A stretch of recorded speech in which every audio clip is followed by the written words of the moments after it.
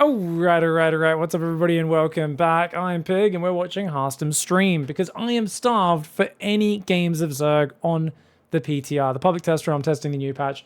Found one here. Harstem up against Elazer, who apparently is the only Zerg who is currently playing the patch at a very, very high level because he's the only person I found any games of. We're going to be watching Harstem as he tries to play PvZ against Elazer and see what his approach is to the matchup, see how he utilizes the new energy ability. I think he feels like the patch is not quite positive for Protoss right now, but he does love the new energy ability, so he wants to keep that, but he does otherwise want some changes to happen. You'll have to ask him for his extra thoughts on that. But that's what he's kind of talking about during this early game. We're going to unmute it now, and we'll see. Harstem's a big talker while he chats. I've never done a point of view cast of his stream. This might be us talking over each other the entire time, but we're going to hope it works out. I'll try to make it so his voice is a little bit quieter than mine, but hopefully we still get some game sounds in there. It's going to be a gate expand opening for Harstem. And this map, by the way, is, I believe this is Amygdala. Or Amygdala? No, I've been trolling by calling it Princess Amygdala so much. It's Amygdala. It is Amygdala. Now I'm thinking the right way to say it is the wrong way because I've been trolling too much. Oh no, I've actually befuddled myself. Is it a new map? Yes, it's called Amygdala. He just said Amygdala. For our map as well. Good job. Good job, Harstem. I feel like there's this thing where Europeans who don't speak English as their first language sometimes have better pronunciation and big vocabulary than people from my own country. Thank you as well for the sub. What are we going to play, Harstem? Let us know. Oh, no. Blame the subscriber. He said, I'm going to play, and then he got a sub alert, and he forgot what he was going to talk about. This is the most streamer moment ever. Every time I watch my own stream VOD, there's always a moment like this where I'm like, guys, I had the sickest thing that happened yesterday. And I'm like, oh, thanks for the $5. Oh, my opponent's drone scouting me. And like, I just never tell the story. And I'm like, and I watch the VOD back, and I'm like, tell the story. I want to hear the story. I can't even remember what the story was I was going to tell. And it just never gets told. And you're like, the short attention span of a streamer managing a StarCraft game, talking to chat, reading alerts, and also trying to think about what else is going on. So for some reason, it's a little bit laggy for him now. Obviously, whenever I play the second game, it's completely gone. When he plays the second game, it's gone. That's so weird. The PTR is at the moment only hosted, I believe, on US West and US Central, so it's a bit worse for the European players in that regard, which is kind of unfortunate. Pig, did you see that video Heaven put out on the Mothership Rush in PvZ? It looks so fun. No, I did not. Oh, really? You did a Mothership Rush? Was it just recalling sentries in the main and force fielding their ramp? Because Rebellion did that to me yesterday. I lost like my whole main base and like 20 drones. I ended up winning the game, but I was feeling stressed. It was on this map as well, I think. He did something like that with Immortals as well. Oh, that's so cool. That's so cool. Yeah. The Mothership is busted at the moment, guys. So it's meant to have 4 times 4 beams, but it's 4 times 6 beams. So the damage from the Mothership is 2 of these over here. Insane. It's meant to do like 96 damage per volley. It's doing 144. It has 24 beam attacks when it's meant to have 16. Now, yes, they have to spread it across 4 different targets, but it's crazy. So every attack upgrade you get is plus 24 damage. Now, to be fair, every armor your opponent has is also minus 24 damage. But it's amazing. I mean, it's a hero unit that costs... Because if he has lots of links here, then he can probably kill... I'm sure if he can kill me. But okay, he's worried about Link Flood right now. He's just talking us through it. But yeah, basically, people are saying just keep it. You know, it's the Mothership. It should be good. Make it tanky. Make it do some damage. Its damage is spread out, which means it doesn't overkill as much. But yeah, and its attack speed isn't that crazy. Apparently, its DPS is 76, which is pretty high. But it is an 8 supply, 400 cost unit. For context, what's the DPS of a carrier? Carrier is one of the higher DPS units in the game per supply. Maybe you guys can look that one up and let us know. I would imagine a carrier is about 50 DPS. Someone else says it's actually 91.2 DPS on the Mothership right now, not 76. It's probably a little too much, but I kind of like this lore of like the Mothership being this strong, fun unit. Oh, is this... Guys, is he doing it? Is this him doing the build? I think he's doing the build in this game. Did we just happen to pick the right game? I didn't even realize this was a Mothership. You guys just spoiled this for me, I think. Damn, has he already put this on? He's probably already put this exact game on YouTube, and I didn't even know. I could be watching that instead of a Twitch VOD. For me? This looks like, yeah, because he's got the fleet beacon. He's got a rover. He's going to make a mothership and recall some immortals in. My man's been workshopping this build. It's a different game. Trust me. Okay. Right Okay. It's getting a very, very fast forward pace. Elazer's been doing this build, guys. We just cast a bunch of games for the Pigcast channel, and he was playing every game against Showtime in practice.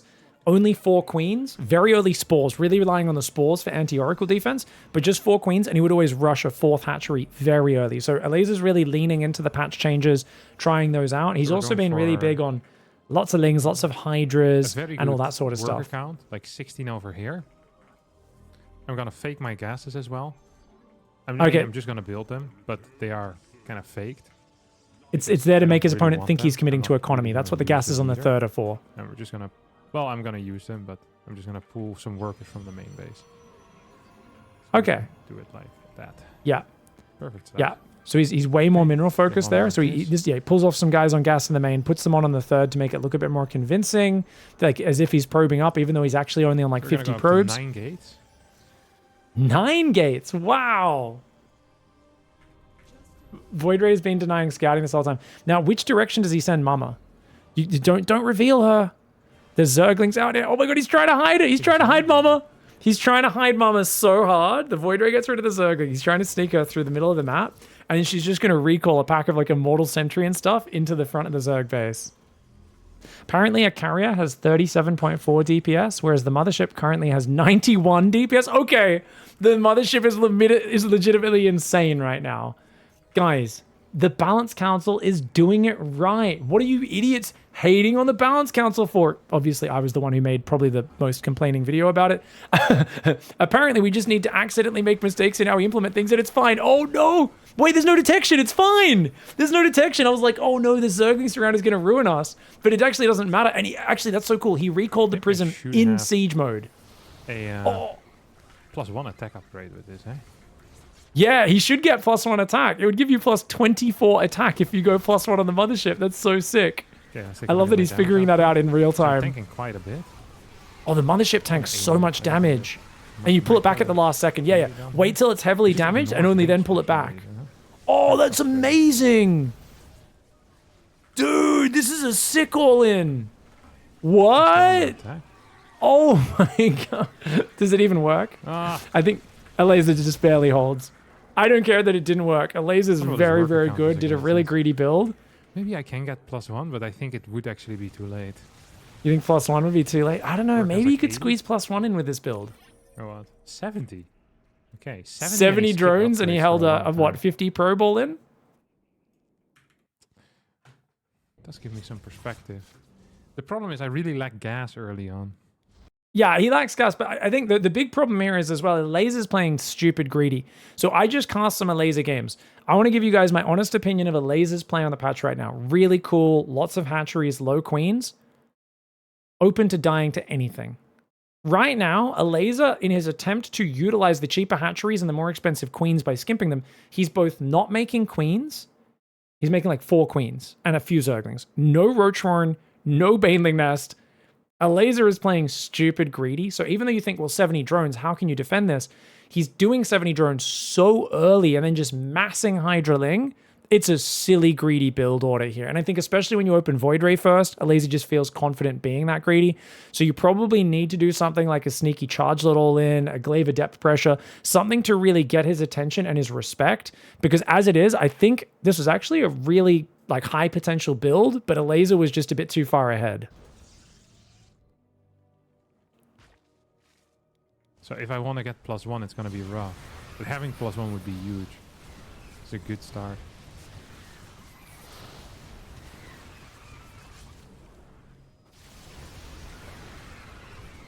The Mothership tanking is so cool, man. There's quite a bit of damage, but I don't think enough for this to be super worth it.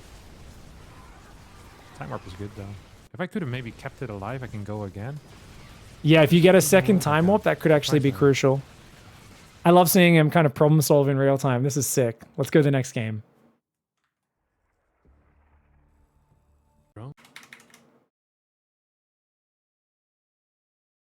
Maybe you just don't need many queens if there's less Oracle threat. Yes, but how are you defending ground units, Yak?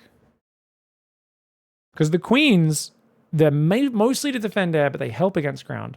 So if you're skipping queens against air, and you're not building a safety roach warren or baneling nest, and just a handful of zerglings, that's what I'm saying is greedy. So, you know, there needs to be like a sharp charge lot pressure, charge lot archon timing, or an adept pressure, something that punishes a guy who's both not got queens and no roach warren and no bane nest. Like, that's the greed that needs to get punished. Yeah.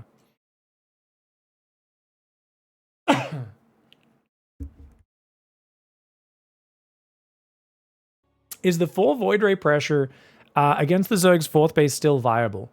Asking for the current patch in PTR. The 4 Void Ray pressure, I don't think I've seen that since the Void Ray meta.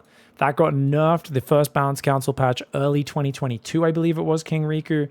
So I would imagine it's not super high level. But will it work? Yeah, people won't be used to it as well because no one really plays Void Rays much. I think you could make it work, but it's not optimized for the current balance changes. Nothing's been made stronger about it ever since the Void Ray got the double nerf. So it's not as good as it used to be, but I'm sure you can still make it work, right? All right, guys, going into the next game. Take a break from StarCraft 2 and return for the new patch? Yeah, I think so. This is El Dorado, guys. El Dorado, the lost mythical city of gold. There's a lot of gold all over this map. This main base is freaking huge. Yeah, this main base is Nidus Town. Have you guys heard about Nidus Town? Because this map has a similar layout to Amphion. What I liked about Blackburn, which was the golden wall vibes, it's insane. It has golden wall, yeah, very much golden wall vibes. I'm with you, Harstem. So this map basically, it's like Blackburn. Blackburn had a small main base, so it wasn't as Nidusable, which is what I liked about that map. Whereas this map in Amphion, Nidus Lurker and Nidus Roach All-Ins against Terran especially are like just very scary. So this is a good map for Nidus. It's also a good map for drops if your opponent expands along the top side. Perhaps would hide the fact that you made a sentry, but he can just see it with his Overlord. There is no hidden information for Zergs. Zergs get to see everything. You're not wrong. Till you open up with a Void Ray, or you get like a Stalker and an Oracle to get rid of the Overlords, yeah.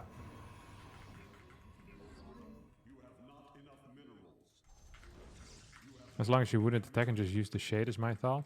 Yeah, but then you're making a sentry, you're delaying your Stargate, you don't have any adepts to put pressure on. You could do the exact same thing, but put on more pressure. Much faster. So the chat's saying, make an early sentry, get scouting. Great idea. What does early scouting give you? What does getting an early sentry achieve, guys? So the thing is, be like, you can get a sentry, immediately hallucinate scout, and what are you going to see every single game? 3 hatcheries and 30 drones. So the idea of rushing sentries, a lot of people have been doing this. If you guys are playing the patch, you want to play with energy recharge, like Harstem saying, don't do it. Make a Stargate. Make oracles. You can use Phoenix as well because you get a lot more lifts with the Phoenix, which is normally their big limiting factor. Those are the units that benefit. Once you get to 5 minutes onwards, being able to have a single sentry that you fill up with energy and use for hallucination scouting becomes really big. Against Terran, we've seen Clem and a few other players actually make probe hallucinations because you get 4 for the cost of 1 hallucination and just use them for map control to see where the Terran's coming at him from. So when he plays Protoss, he utilizes that, which is really cool. Obviously, it's kind of hard to manage, but just a kind of cool edge use case, right? I never understood how Robot can make a hallucination. That should go back on the High Templar.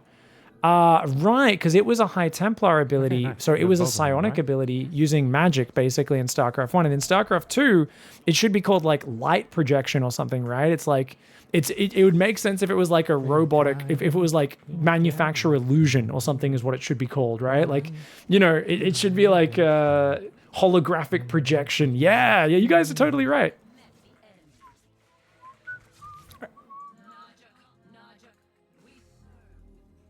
I think Harstem's the only pro player who just randomly starts whistling when he's playing sometimes. There's all these weird idiosyncrasies of how Harstem plays StarCraft. Yeah, I should have. Just fascinating to watch. It doesn't quite work out with the first thing. What do you call it? The first Oracle. It doesn't quite work out properly for me. All right, yeah, because yeah. I think it's fine. Do a first wave of harassment, then go back and get energy is generally the better way to do it. Spore Crawler not being done, bit of a mistake, but oh, the Spore finishes, and that Oracle takes a shot. Also a pretty big deal. Spores are freaking busted right now. Spores are freaking busted right now, yeah. So what did we learn? What did we learn in our Showtime cast, guys? If the Spore Crawler is finished, even if you've got 2 or 3 Oracles, You are at most allowed to kill 2 drones near the spore. That's if you've got 2. If you've got 1 Oracle, don't even try it. You are never allowed to go near the spore. So what we're going to be doing a lot more when you look at a mineral line, you're going to go, okay, the spore's covering all the minerals, but the gas is exposed. You'll only go for the gas workers. You'll never step in range of that spore. 20 damage. It now 8 shots an Oracle rather than 11 shotting it. It's a massive difference. I think it should be reduced to maybe 17, so it's still a bit of a buff to compensate for the queens being a little more expensive. But, you know, and the Oracles obviously having unlimited energy, but without being so brutal. We'll see how it goes, of course, as time goes on.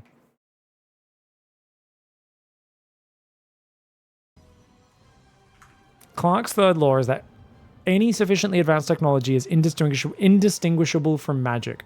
Well, the Oracle basically is all magic, right? First, attack this one because it was a little bit closer. So I think it holds. I think that holds. I think you're right. Dude, how much creep does Elazer already have? He should have done another revelation there, guys. He's still got his laser on. Yeah. Oh, he's waiting for the cooldown. Right. I forgot there's such a long cooldown. My man. Good play. And he can just, you know, you can afford to clear creep a lot easier. You can afford to use more stasis traps defensively. He's going to rush Storm. Is he going to go Storm Drop? Oh, I like it. Storm Drop. Sick. Okay, we go Mothership Rush game 1, Storm Drop game 2. I really want Harstem's doing all the fun strats. Overcharge Chrono Boost or whatever you call it.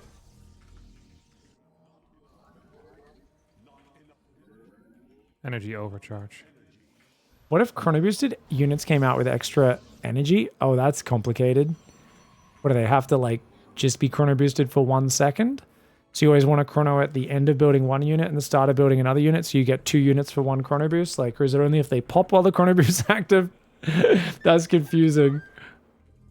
So this is a very, very kind of do nothing type of build order, you know? This is a very do nothing build order. Fair, yeah, you're just camping. Oracle's into Storm. And the Storm drop comes in, doesn't really do anything. He's like, okay, I'll just chill for now. Storm wasn't ready. It's a good thing. Man, there's nothing sadder than going in with a Storm drop. Not having a Storm quite ready, unloading your High Templar, trying to click Storm. And then just like loading up and being like, well, this was awkward. He's trying to come to my side or what? Yeah, you want to go loop around the back, come in from behind the natural and the third. He can't cover both of those angles. Much like Amphion, this map has crazy dead space. You think he should have looped down around the very south of the main when he first came in, but once he showed his hand, now he's kind of missed his Storm drop opportunity, and he's like, you know what? Let's not force it. And I like that. I like that he's not forcing the issue. Gets a cannon in each base. He's worried about a Mutalisk swap coming in. Having a cannon and a battery in each mineral line helps. It's also something, because he hasn't got any Phoenix or Blink, he's just got to be a bit more wary of. So he might make Blink just for safety in this scenario and only make Stalkers reactively. He's not done that just yet. But something he may have to pay attention to. Oh my god, it's a Queen all in. Oh, he knew that. I did not know that. Harstem smart. Oh, Storm! Second Storm not as good as the first, but remember, you've got energy. No battery in the natural though. Oh, got to fix that micro, mate. Got to fix that micro on the third base. Get out of there.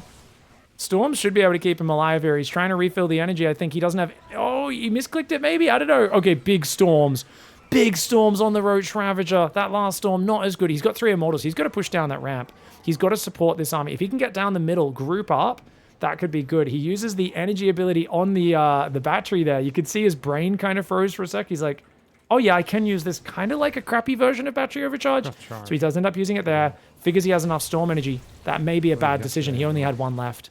He only had 1 storm left. It was not the right decision. His other Immortals need to F2 down that ramp. I think they're coming down now. It's slow Zealots here. Great all-in from Elazer right now. Very hard to defend.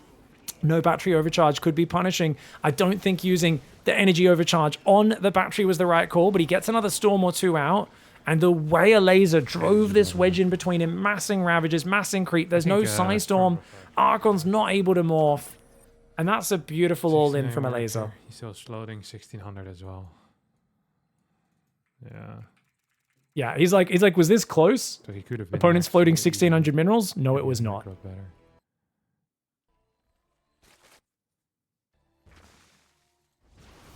I think my immortal count is too low at this.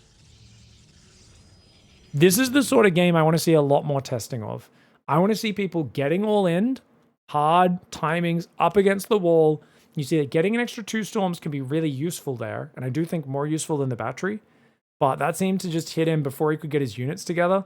If he had 2 to 3 immortals and the storms all together on the third, but because he was split apart, it's really hard to defend. And people could argue, and I would probably agree, battery overcharge is probably the more useful ability there than the energy overcharge. And this is what I don't like about the energy overcharge and the way it's been kind of packaged in this patch, is where like, oh, this replaces battery overcharge. But in no way does a cool energy ability directly replace a core defending advantage ability. It has got amazing utility, and I want to see it stay no matter what. This energy recharge ability is just so cool. But yeah, power level wise, it's a very scary setup. A very, very scary setup.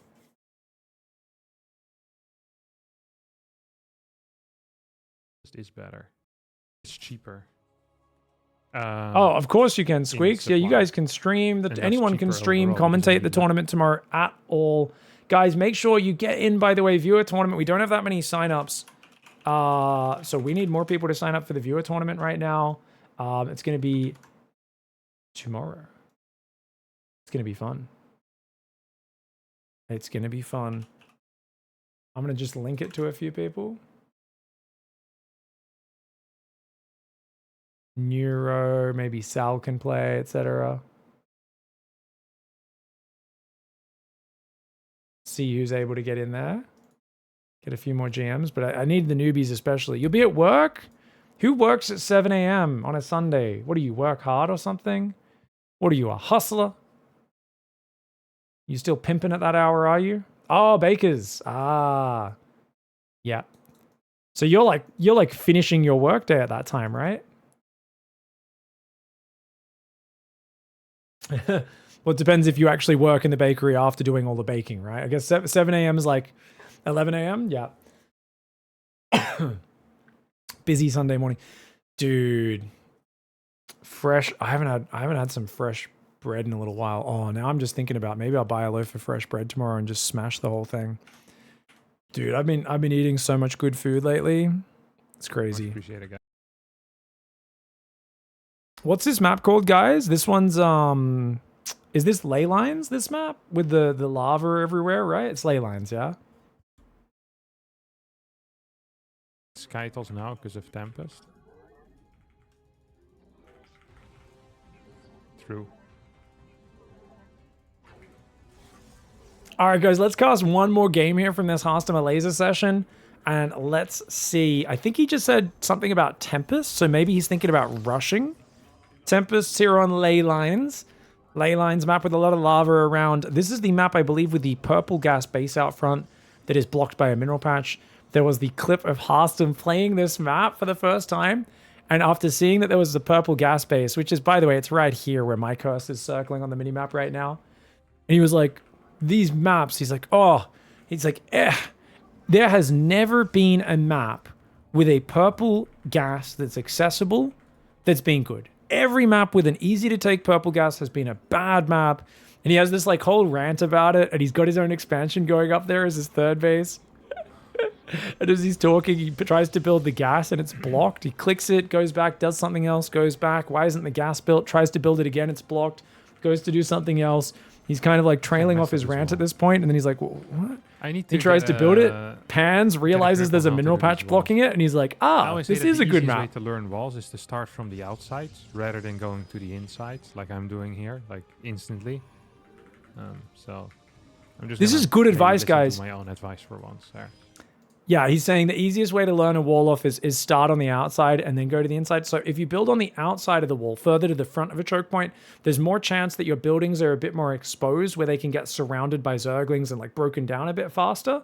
So that's the danger, but it's easier to not mess the wall up, right? And you can see, for instance, his cybercore is way too close to his pylon. And because of that, he actually can't wall off behind the choke point with a big 3x3 building, which when you're being all in by banelings or roaches or anything, you want to build a big gateway or cybercore there to wall off. He's going to have to wall off with a pylon or a shield battery, a very weak, easy to kill structure. So he's kind of going, yeah, didn't follow my own advice here. The cybercore, you know, I need to just build the cybercore in the gateway as far forward as possible, give myself that room and try to, once I get used to where the choke point is, then I can memorize exactly where to put that pylon to perfect it for next time. I played some games on already. I like this map actually. It plays pretty funky. This is a gold. No, Rich Vespine Geyser. Okay. Rich Vespine Geyser as a 4th. You guys know my opinion on this. It's not a positive opinion. I hate it. The viewer tournament starts in. There's also a Rich Vespine for those Geyser watching on over Twitch, there, it starts tomorrow, which you can guys. take as your 3rd, but then you need to outmine portions first, which makes sense. This one, oh, this one has the same actually. I guess I mined it less then. Ah, I didn't realize that other one also was blocked. That's interesting. Super quick 3rd base, very economic build here. So he's really just pushing his economy right now. Very standard play. All right. This is not wall. At all. That's a Roddy wall if I've ever seen one. Oh man, that's funny.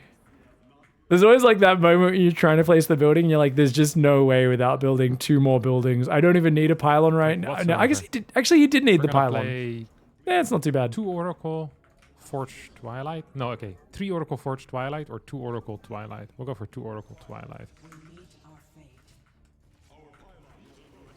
So 2 Oracle Twilight means his blink will be a lot faster. Oracle's going to fight the Queen.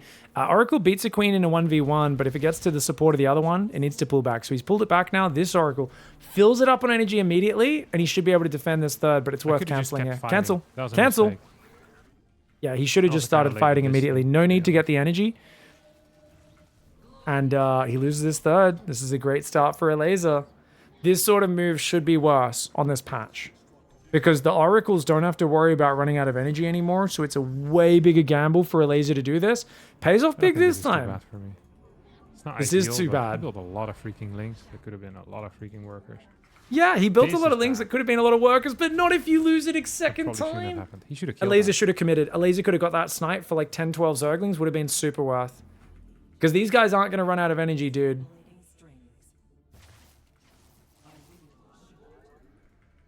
Is he trying to set up a trap there? He thought the Lings were going to scoop around, didn't he?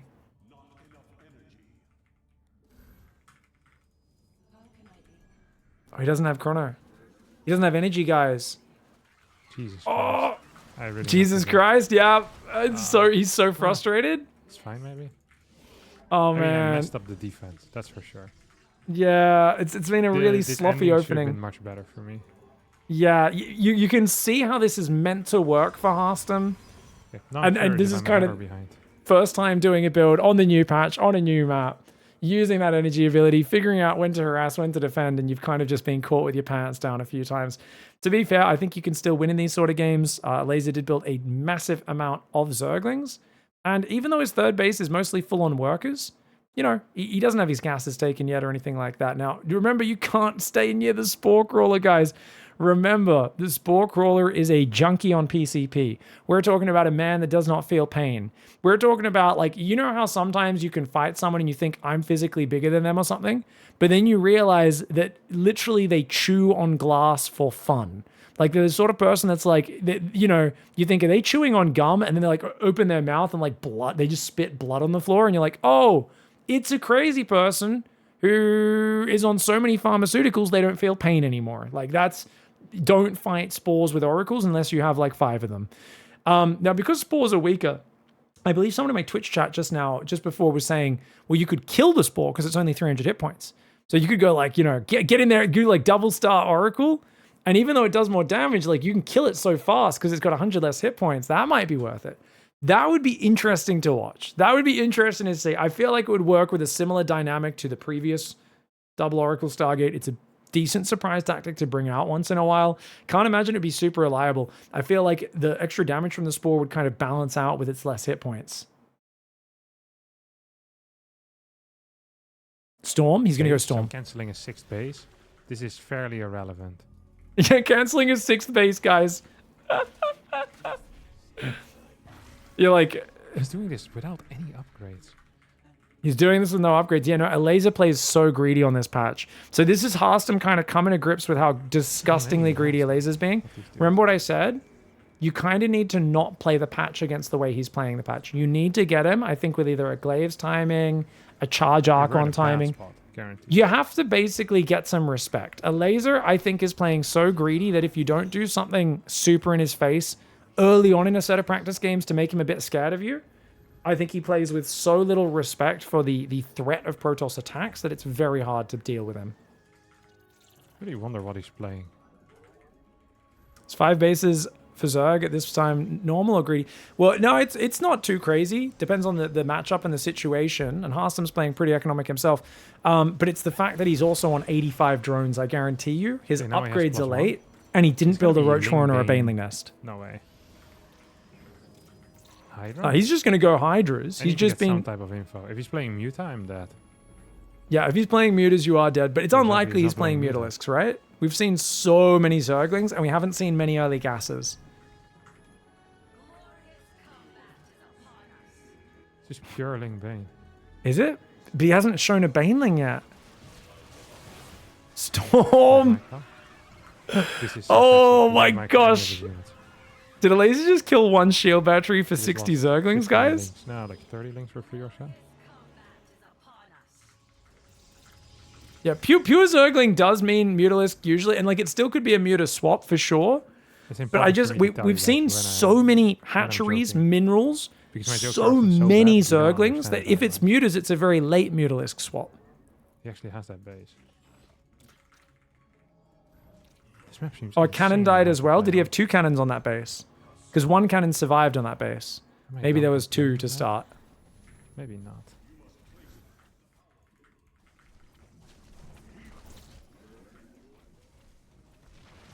Dude, he's actually going ultras, isn't he?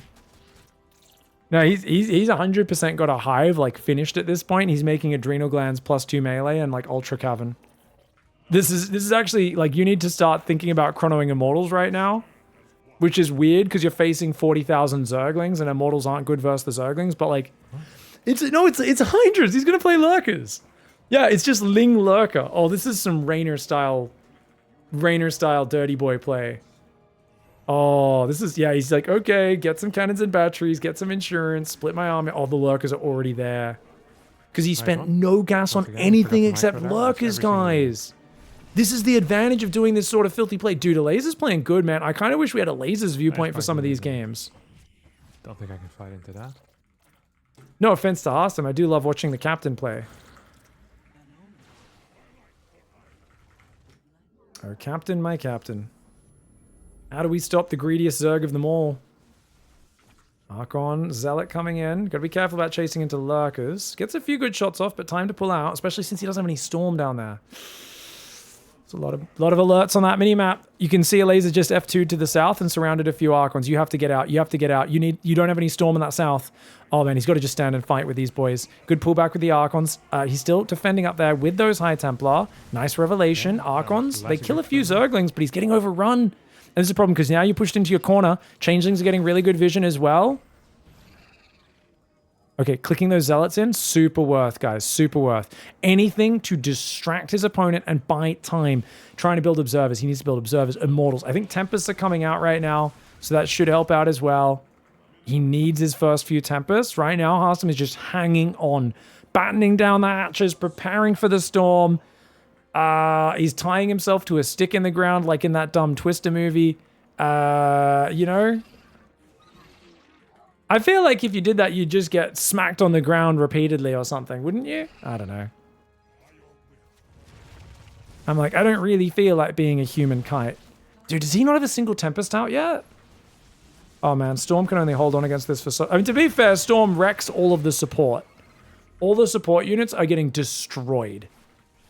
And remember, Elazer is a mid-game Zerg, guys. When you play against Elazer, you're playing against a guy who does not have a lot of longevity in his game plan. Nidus in the back, though. There's an Overseer in the top right of your main. An Overseer in the back of your main should make you very scared right now. Fifth base. I wonder if I'm allowed to get it. You're not allowed. Of course you're not allowed to take a 5th base, Harstem. Do not take a 5th. Nidus in the main. Nidus in the main. Watch your mini-map, Harstem. There's a Nidus in the main. No. No. He's getting distracted. He still doesn't know. Attacking 2 sides at once and the Nidus in the back door right now. Harstem has no idea. This is the joy of not having to actually click the things. I get to just watch. There's lurkers Oh, I didn't in his hear main this. and Or natural. see it. Oh no, he got double Nidus, one in the natural and one in the main. Oh no, Elazer. You're tearing me apart, Elazer. Oh man. Oh man. Dude, this is more awkward for Harstem than the love scene from The Room, dude. This is crazy. This is a hard spot. Changeling's blocking him. Units in his face. Doesn't have detection everywhere. Slowly clearing things up. He just lost an upgrade there. Forge is going down. Lurk is being an absolute nuisance. And Elazer, really good multi-prong for him, right? Just when Harstem was like, cool, I've turtled up my 4 bases. Time to get my Tempests and now take a 5th. And Elazer's like, no. No. You're tearing me apart. It's... Blinky? Nice blink, nice blink. All right, so Harstem has a Remax in him. Okay. Can he bring it back? I think he can, guys. I think, like I said, Elazer's a mid-game Zerg. He gasses out quite literally. He will end up with a 5k mineral bank and no gas sometimes. But also, he just commits so much to these mid-game sort of units. And even though he has lurkers this game, you know, I doubt he was... So he basically throws... just hanging out, you know? Nidus in the main. He should be able to deal with it. I feel like Elazer throws his weight into his punches. So the best way to describe this, guys, is he's looking to knock out his opponent with every single punch, right? Whereas Harstem, and also the way Protoss naturally plays a little bit more, is like, hey, I'm willing to chill a little bit, take my time. We're not going to deal with that Nidus one, bro? Oh my gosh. Send the Immortal, bro. Oh! Microbial Shroud Hydra's trying to push through the Tempest. Psystorm should have something to say about that. And yeah, those Tempests going to siege this down. Need some more High Templar. Oh, he didn't deal with the double Nidus. Oh no, not again. Microbial Shroud Hydra Lurker. Dude, I did not expect when I read these patch notes to see Zerg simultaneously probing all of a Protoss's bases with Microbial Shroud Hydra Lurker. But you know what? Hats off to Elazer. He's doing it in a really fun, cool way, using the new tools mixed with the old. And for those who don't know, Microbial Shroud now sticks to units even when they move out of the Shroud for 3.5 seconds. So it's a really big buff. It still requires an Infestor. I don't really think it's overpowered. I'm really happy with that change. I think it's kind of cool, but definitely kind of interesting because I just didn't expect it to be very impactful, but Elazer's making it work. Admittedly, it's off the back of Nidus is kind of ruining Harstem, but just great chase, man. Look at that, jumping on top of the army, and I think Elazer might just have this. Yeah. This really is the story of Harstem getting out-greeded in these games, isn't it? In this game, losing the 3rd base early, because he actually tried to play greedy to match him, but losing his 3rd base, losing momentum early, and he's just been overrun. Great, greedy, swarmy, skipping the Roach Horn, skipping the Baneley Nest, and only building 4 queens. I mean, in 2016 or 2017, if a Zerg tried to do what Elazer was doing here, we would not just say this is greedy. Limited type of army. If there's no corruptors with this, actually it's still just going to be hard because we don't actually have detection, I just realized. Yeah, Harstem's trying to calculate his win condition, but it doesn't really exist. He's got 1 observer. Okay, we have some detection. Maybe if he gets a few more High Templar, but if corruptors come out, he's screwed. He's like, please just don't have corruptors, okay? If you don't have corruptors, maybe. Dude, if Harstem brings this back, he's a god. There's no way, right? Right? Tempest starting to pick away. I mean, Elazer must have a huge bank. He's been throwing away a few units, but he's just been mining with like 80, 90 drones. Probably 95 drones, I would guess, the whole time. Like, another Nidus in your backdoor as well, just distracting Harstem. He's just ignoring it for now because he knows, like, he can't deal with it. But Vipers could ruin his day as well. Dark Templar he'll probably use, or maybe a Zealot or so to clean up that Lurker. Observer goes down. Nice snipe for Elazer. He's going to have to move another one forward. And you're taxing him, right? But it's slow with Tempests. And this momentum that you've got right now, another Observer gets focused down. Oh, the way he's doing this is so annoying. Okay, so now he's going to shove in. Good move for Harstem. But he dodges the Time Warp. The Hydra's pulling back. The Storm's being avoided as well. This is kind of cool, dude. I like the way Elazer's doing this. I love the fact that Harstem's still pushing through. Dude, if Harstem wins with this army, no. Surely Elazer still has money. Is Elazer out of bank? I feel like there should be more units coming out.